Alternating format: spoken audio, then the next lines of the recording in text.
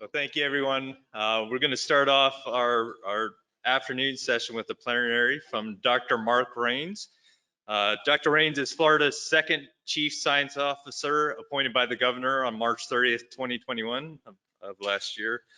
But long prior to that, the Tampa Bay Estuary Program had the pleasure of working with Dr. Rains to better understand the historic patterns of freshwater wetland losses in the Tampa Bay region. That work helped inform the establishment of the first freshwater wetland restoration and protection goals for Tampa Bay's entire watershed in 2014.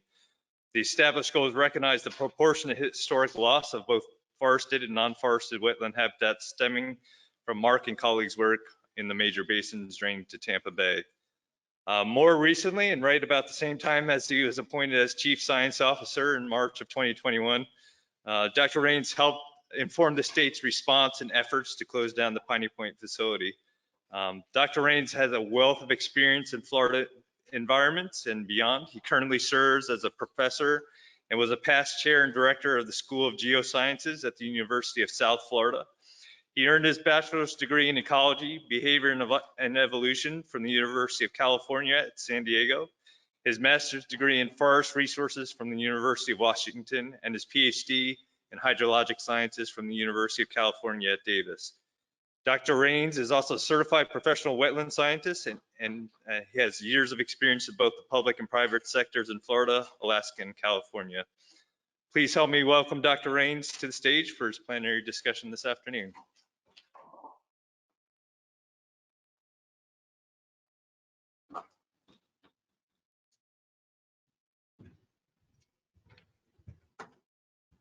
Well, thank you so much, Ed, for the introduction, and thank you guys for the invitation to come and speak to you today. I was sitting over here listening to the presentations this morning, and I completely rewrote my remarks by hand.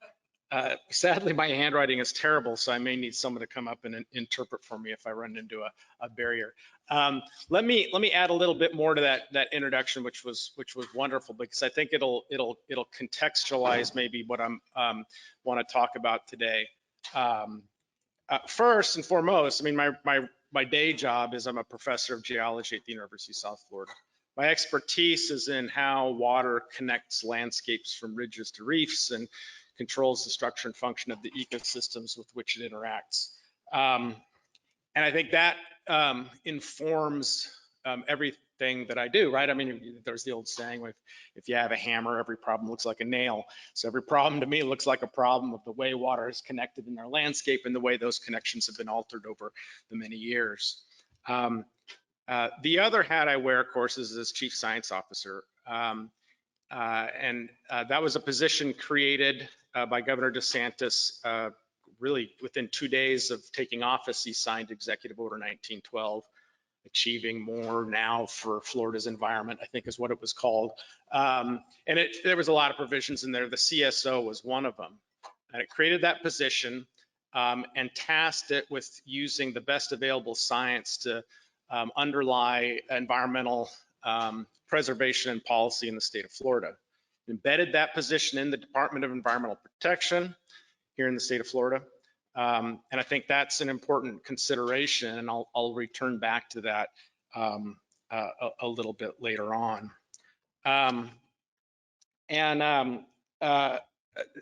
The job is hard, right? Like that's a theme I'll probably return to many times over. There's like an extraordinary number of challenges we're facing. You know, maybe unprecedented in human history. I think we spent a lot of time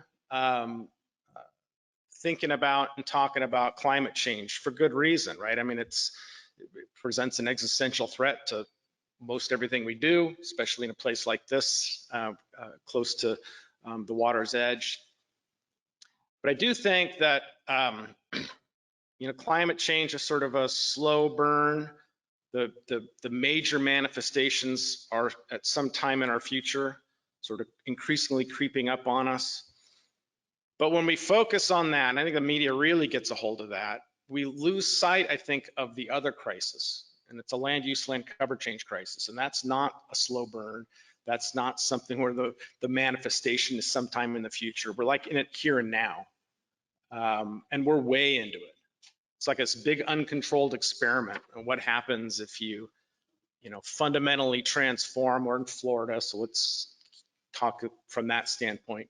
You fundamentally transform Florida from a largely natural and unmanaged environment to a largely built and managed environment. You do it in less than 200 years.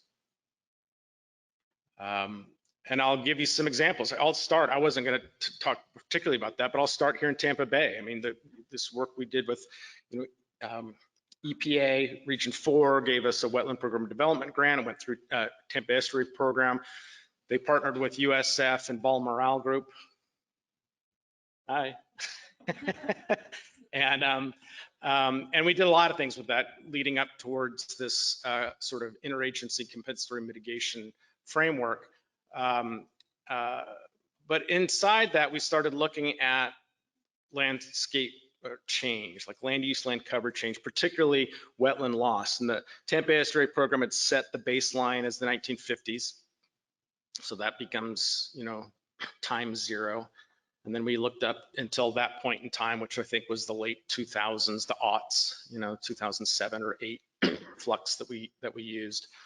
And just over that time period, I mean, we hear about, United States lost half its wetlands or whatever, but trends are slowing, and in some cases they're reversing, and that's not the case here, right? The trends aren't slowing and they're not reversing. In that time period there, we lost 33% of our wetlands in Tampa Bay watershed. And the ones that are remaining are, in many cases either impacted or threatened.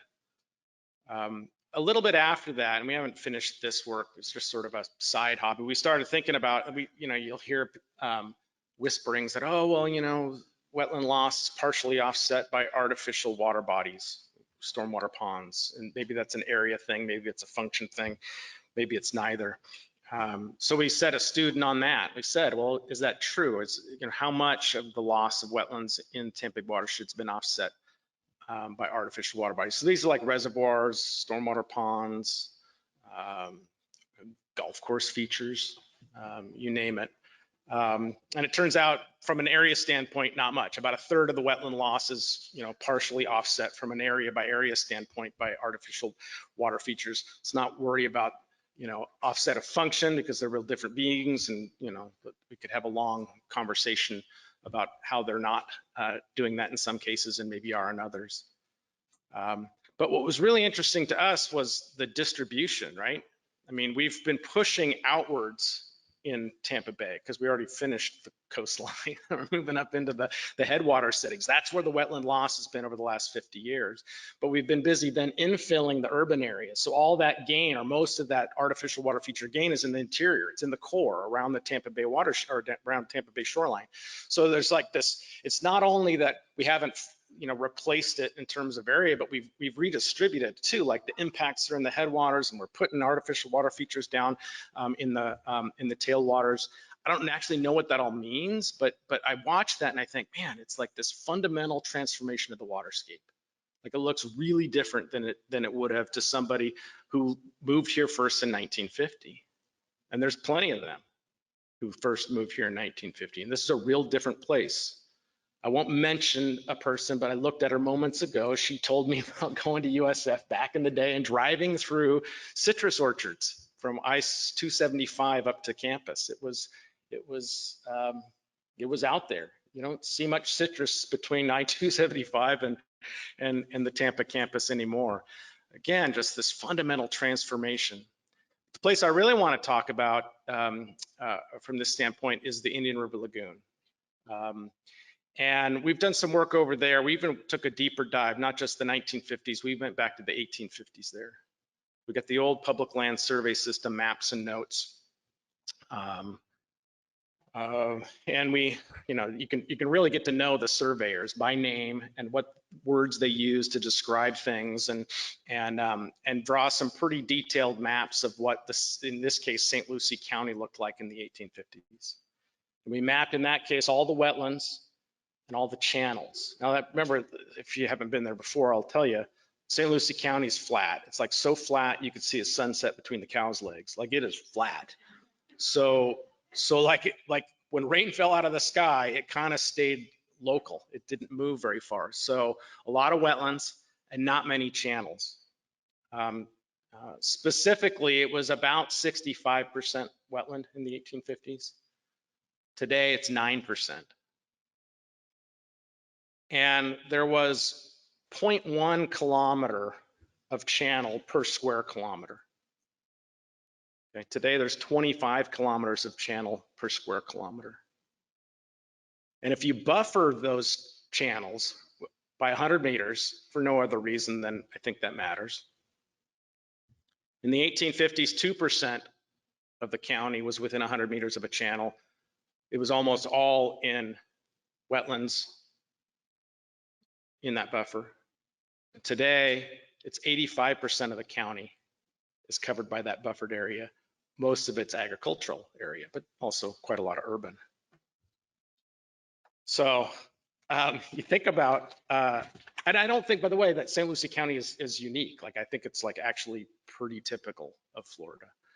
There's nothing exemplary about St. Lucie County except that they've had the foresight as a county to seek partnerships to think about land use, land cover change so that they can consider how they might reverse it or at least slow it. So I think that's pretty typical. I guess the Tampa Bay example is typical as well.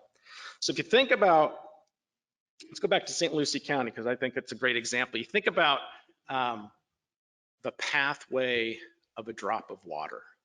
And you go back to the 1850s, there's a raindrop that fell out of the sky in what we now know as St. Lucie County.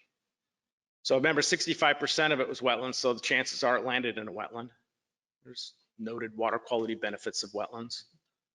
There was only 0.1 kilometer of channel per square kilometer, so that drop of water probably didn't land anywhere near a channel. So it probably didn't travel very far. Probably traveled, again, to use my general number of 100 meters, probably didn't travel much farther than 100 meters before it went back up to the atmosphere by ET, or it went into deeper groundwater storage. So whatever nutrients it picked up along the way probably didn't travel very far either, right? They were probably cycled very locally. It was uptaken by a biota and deposited, mineralized, and uptaken by a biota and deposited, mineralized. Maybe it moved short distances along the way, but not very fast. I think that's like it's a fundamental property of properly functioning ecosystems is this tight cycling of nutrients. They're not leaky. If they are, they probably adapt to it, either by enhanced primary productivity or change in species composition or whatever. Like that's what properly functioning landscapes do. They recycle their nutrients. But now you think about today, it's the same exact place a raindrop falls out of the sky. Remember now it's only 9% wetlands. So that raindrop probably doesn't fall in a wetland. Probably falls somewhere in a built environment. Chances are pretty good it landed in an agricultural environment, but there's plenty of urban environments there as well. Those environments probably have enhanced nutrients relative to the olden days because of either fertilizer or on-site septic or regional wastewater treatment or legacy nutrients, which I think is a subject maybe we'll come back to in a bit. And that drop of water landed probably really close to a ditch, the purpose of which being to drain that landscape efficiently. Remember, there's 25 kilometers of channel per square kilometer. So that water and now the nutrients it's picked up aren't cycled locally, they're routed efficiently to the nearest major water body. Now, we did all this on purpose and for good reason, really. I mean, I'm just like, I live someplace and I don't want it flooded, right? So in the urban environments, we want to protect infrastructure. We want to protect human health and safety. So we've got these, complicated stormwater networks in order to enable that. I'm just like you. I buy most of my groceries at a grocery store, and I like the fact that they're reasonably priced and of high quality. So we also drain our agricultural areas because we want to bring land into production and we want to increase yields. Like that was all on purpose. And we direct the water purposefully to our nearest water bodies because in general, we don't really live there, with the apologies to the liveaboard boaters. And we don't particularly farm there, with apologies to the occasional aquaculturist. So though we did it on purpose, we didn't do it quite with the outcome in mind, right? Which is obvious. Like, we got really cruddy water quality, we got severe harmful algal blooms, and we're now having to live with that consequences. And we're thinking about, well, wait a minute. Now, so how would we walk this back? I don't know why it matters, or why today is different. Maybe somebody here can tell me. And I've thought about, the problem hasn't necessarily always gotten worse. Tampa Bay is a great example, right? I mean, Tampa Bay Estuary Program's had a great history of improving water quality in the Bay. And I don't think it's necessarily that we have more people coming into contact with the problem. And I don't think this is just a matter of, the leadership of our governor and our legislatures. They've made water quality a priority. And I don't think it's just a matter of the media sort of waking up and taking notice. Somehow all of those things working together have sort of created a different time for us. There's a time now when we seem to have decided as a society that's enough. Like, we're done with that. We'd like to return to something that has gone by. Okay, but like St. Lucie County is not going back to 65% wetlands with 0.1 kilometer of channel per square kilometer.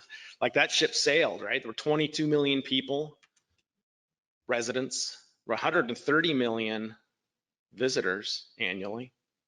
If you imagine that they spend a week at a time, that's a de facto 2.5 million more people here.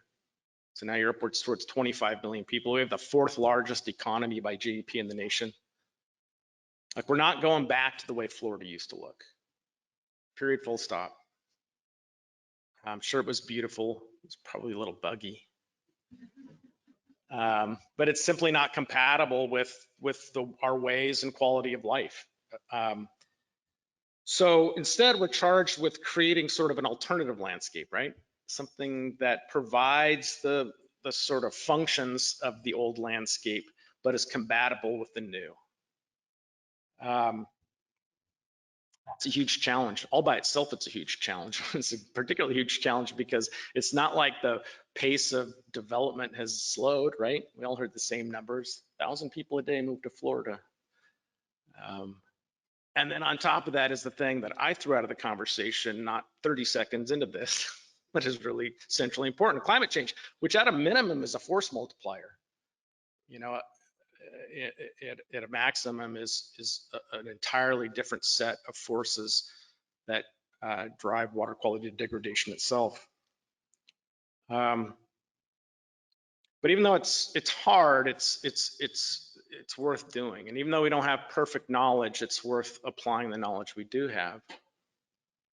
But I think it's important for us to realize this, and this is something I don't ever miss a chance to say this, and I won't miss the chance here. We all did this. Like, we're all indirect or direct beneficiaries of the entire system we put in place. I started out by saying just a moment ago, like, stormwater management, that's good. That doesn't flood my house. Agricultural drainage is good. It provides me with high quality, inexpensive food products. If we get into social equity issues, there's even, there's much more at-risk populations than I am who are beneficiaries of this too. Like, there's reasons that we want to do this, and we did it on purpose. That means we all did it together. And this isn't a problem that we can externalize.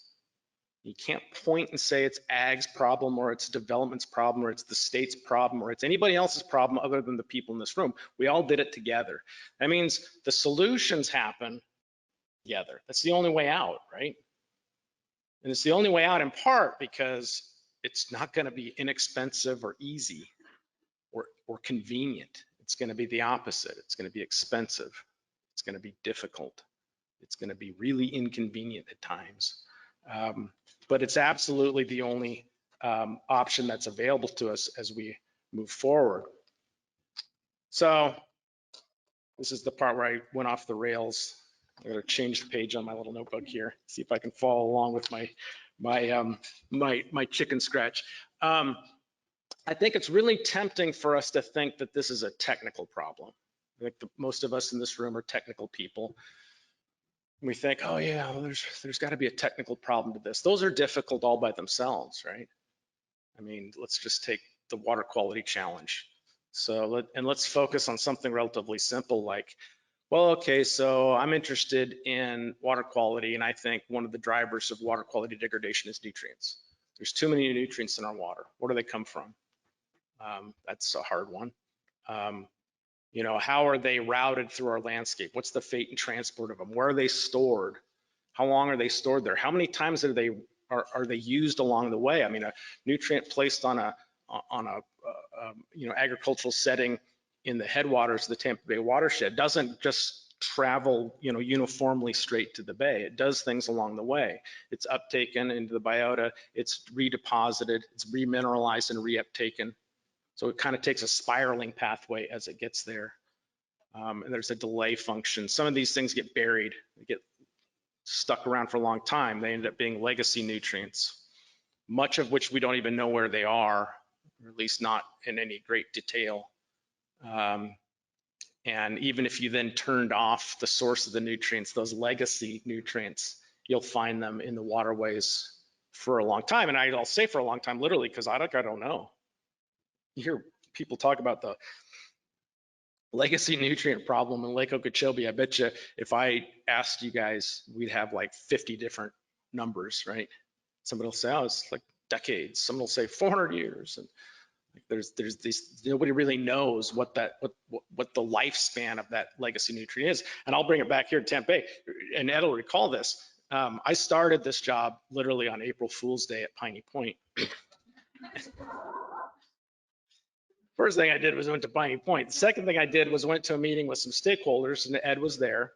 And afterwards, at that point, the discharges to the bay had been started, and there was been ongoing for I think 3 or 4 days.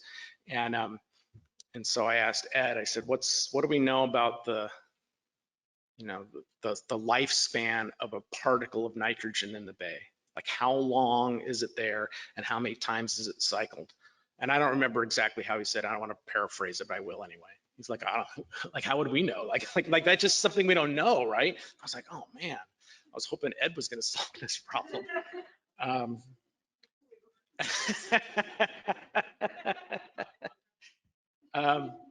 So the technical problems are hard. I guess that's I want to come back to that, but I want to leave it behind because as hard as the technical problems are, they're not actually the main problem.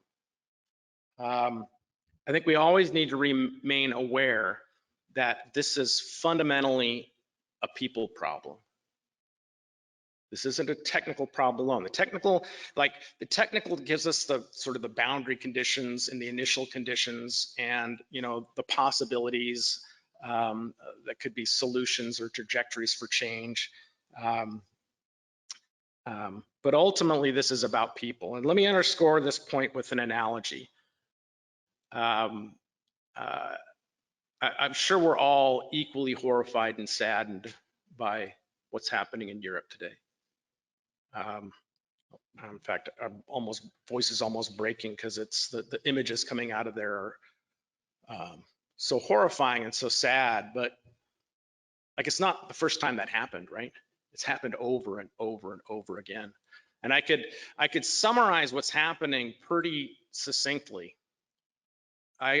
Let's say it's a belligerent power is airing old grievances of dubious veracity to justify an incursion into a sovereign nation where there are areas of strategic importance, and they're opposed by a complex network of allies who are simultaneously trying to figure out how to satisfy their roles and responsibilities in that alliance while simultaneously looking out for their own best interests.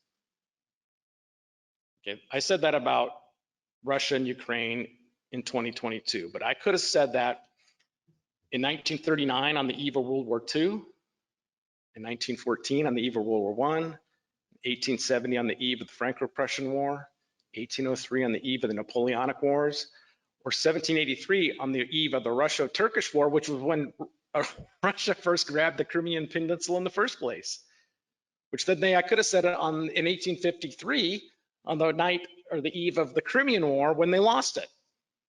Like this is a people problem that has happened over and over and over again. It's people who have different goals and different constraints, and they're trying to sort out whether or not they're going to solve their differences collaboratively or belligerently. Sadly, too often it's the latter. And the same, I think, is true in water quality, right? I mean, I've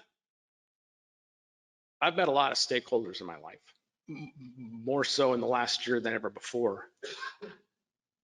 And I've never met one, not once, that advocated for poor water quality, or one that advocated for more severe harmful algal blooms.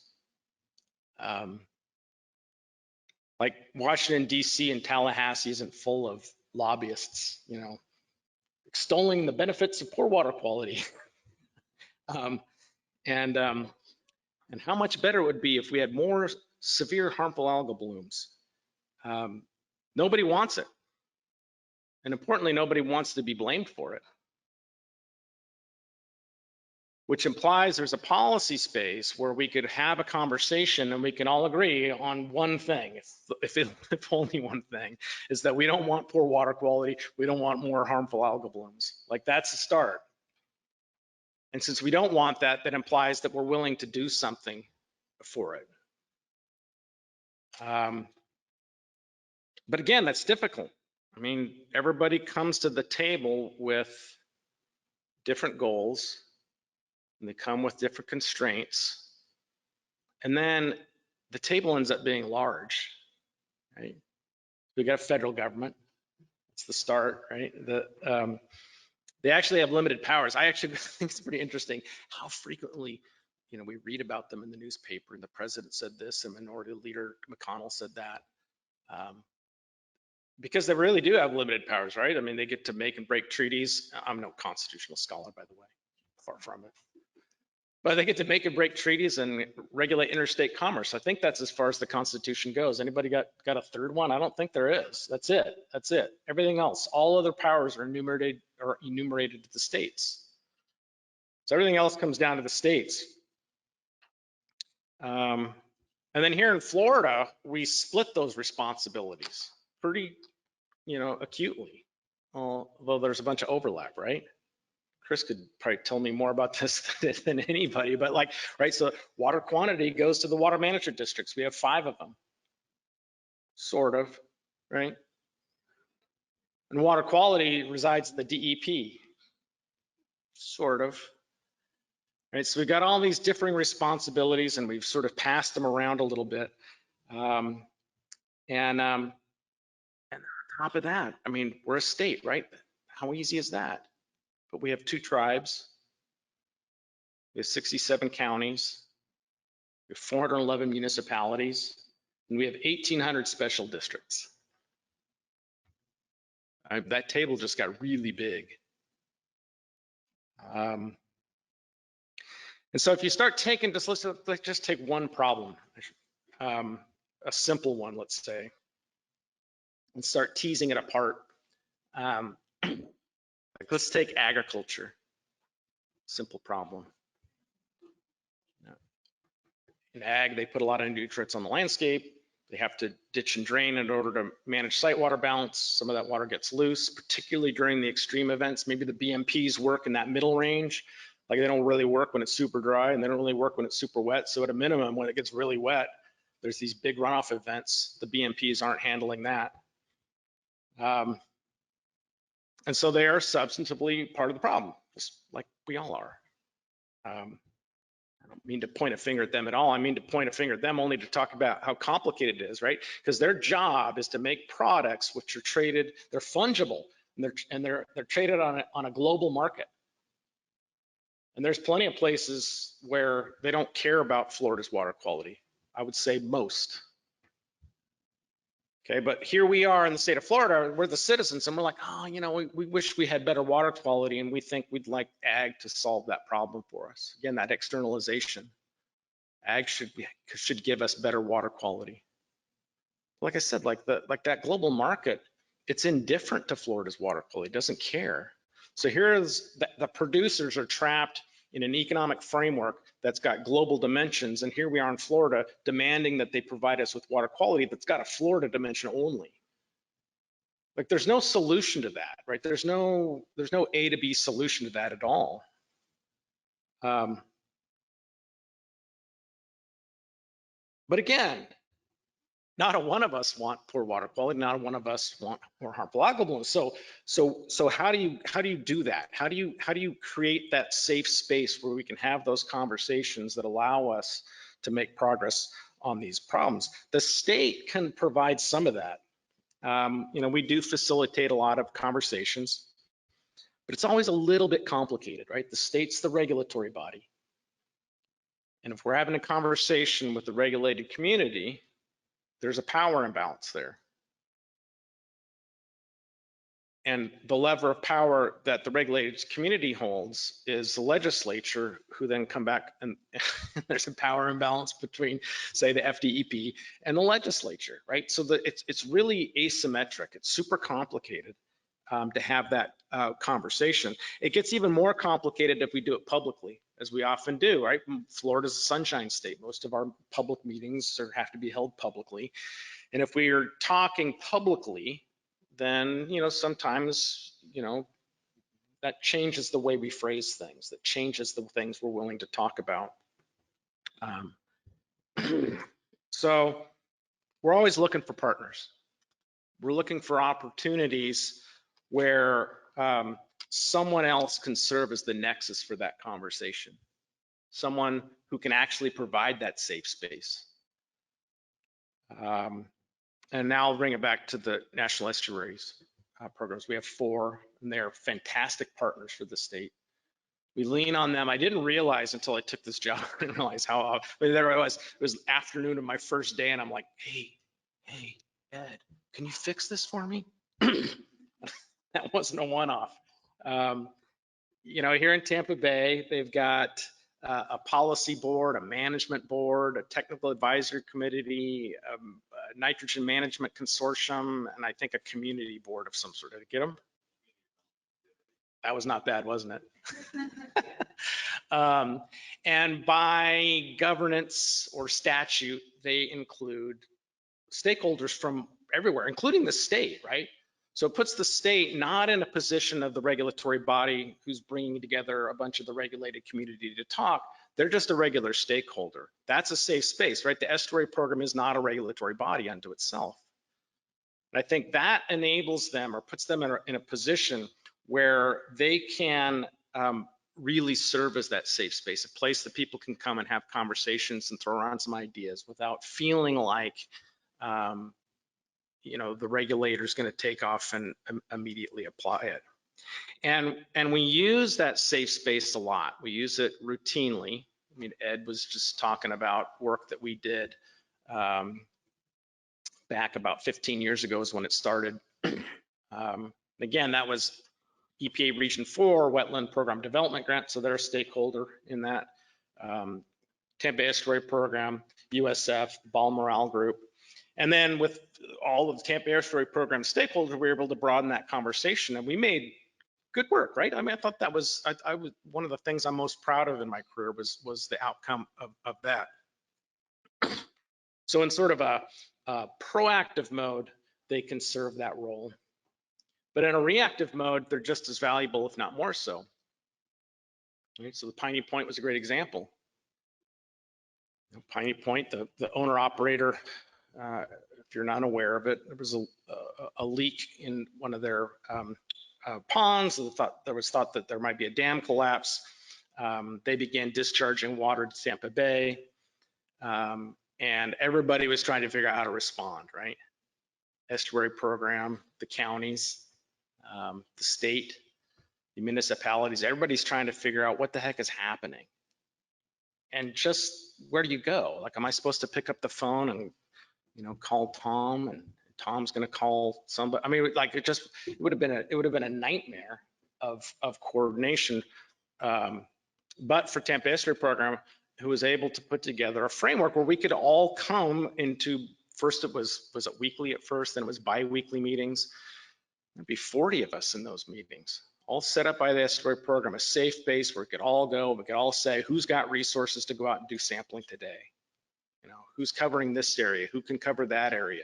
So even in that reactive mode, they can serve as that. I know we're going to hear, if I'm not mistaken, Chuck from will talk about this as well, sort of how estuary programs, quite frankly, can help serve as the nexus for emergency responses.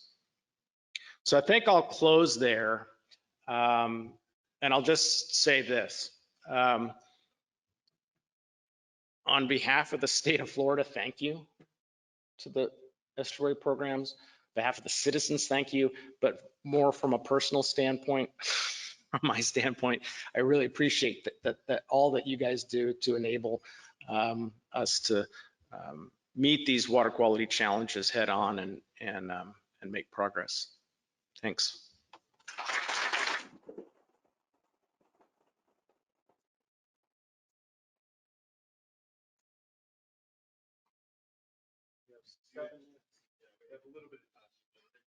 Sure, if anyone's got any. We have 7 minutes until you have to listen to the next one. So if you want to go use the restroom or get a drink of water, by all means do so. Oh, I just lost that. I see a question over there somewhere.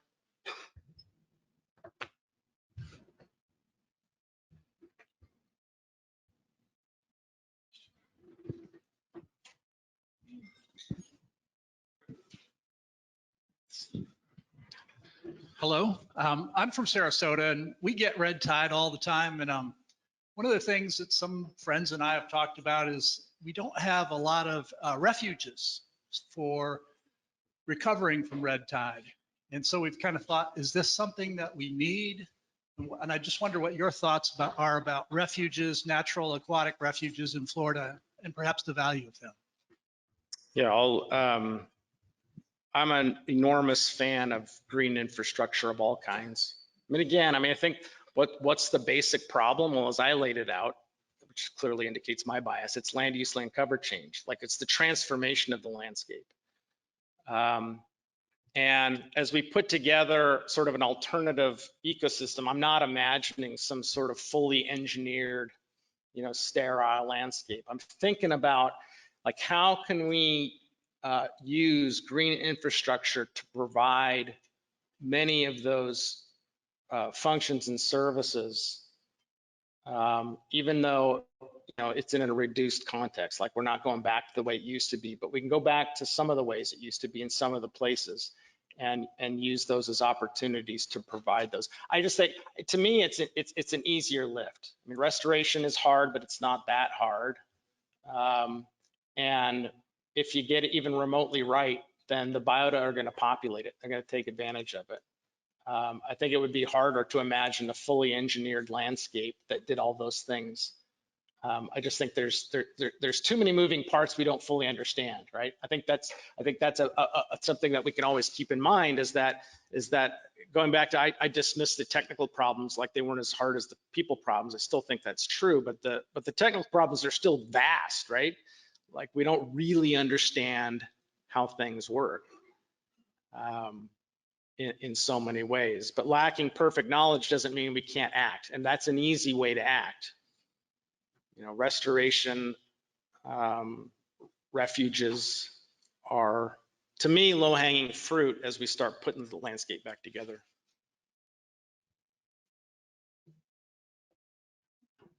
Thanks, Mark. You think I could ask you this question at school? But I'm curious to know in terms of like at a state level, where we are with issues on equity and social justice in terms of these conversations and who's making decisions. I look around this room and seem to be like the only Black person in here. And I'm wondering also, we talk about green infrastructure and looking at how we ensure communities of color are part of the green infrastructure implementation plans that we have, and I'm thinking about the city of Tampa, and how those communities are actually leading to the innovation in the design and use of those spaces? Yeah, that's a great question. So the first resilient Florida plan projects were just announced. What was that, two weeks ago or something? And I was looking at a map of where the projects are located. It was just sort of a map of the state of Florida, had points on it.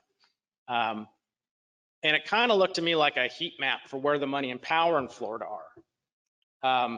And that might be a good first pass. I mean, that's where there's a lot of people and a lot of, critical infrastructure like hospitals to serve large at-risk populations and whatnot. But it did get us talking about the issue of equity and thinking about,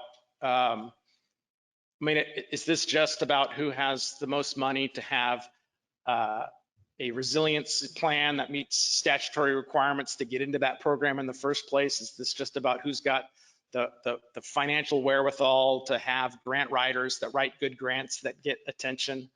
And if so, it's going to be inequitable, right? Like the more resilient communities get more resilient, and the less resilient communities are left further behind. So the state knows this. I mean, it's not like they're not paying attention. And so we are having conversations about how to do that. And so from the resiliency standpoint, since I chose that as my example, we do now have a chief resiliency officer, Wes Brooks, Dr. Wes Brooks, great guy. There's a Senate bill, I think it's 1940, going through right now to memorialize that position in the executive office of the governor. And it's something that that office is going to be very concerned with, is thinking about how can the state provide the resources to enable those less resilient communities to gain access to these sorts of resources. So it's not like we don't know that's a problem, and it's not like we don't have some sort of a plan to address it. But it's hard, right? Again, I know it's cop out. I keep returning to it, but certainly anything that you and your community can do to help us understand that would be super helpful. So anyway, just a continued conversation with you would be helpful, by the way. I think we're right about 1:30, so please help me give